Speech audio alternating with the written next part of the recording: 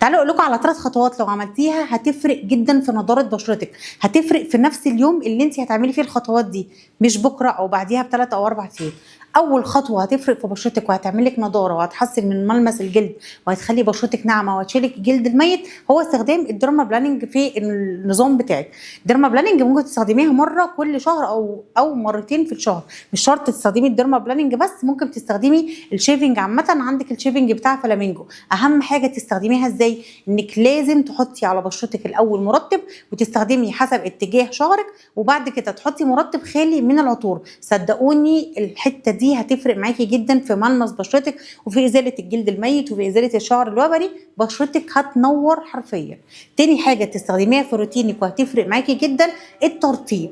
رطبي بشرتك كويس. يا سلام بقى لو جبتي سيرم الهيالورونيك اسيد حطيتيه وبعد ساعه حطيتي المرطب بتاعك، هتلاقي بشرتك شكلها صحي وهتلاقي فيها اللمعه اللي ناس كتير قوي بتقعد تقول لك ليه دايما بلاقي ناس مناخيرهم وغدودهم بتلمع، بيكونوا حاطين ايه؟ الترطيب هو اللي بيلمع البشره، بيخلي شكلها صحي، بيخليها كمان تحس ان هي بلمب كده بتاخد وتدي معاكي. الخطوه الثالثه لازم تدخلي في الروتين بتاعك سيرم الجلايكوليك اسيد. سيرم الجلايكوليك اسيد بيعمل نضاره حلوه قوي، ممكن تستخدميه مرتين بس في الاسبوع. صدقوني ال3 خطوات دول لو عملتيهم بشرتك هتنور حرفيا، شكلها هيبقى هيلثي كمان هتلمع. تنسوش لو الفيديو عجبكم تعملوا لايك وشير. مع السلامه.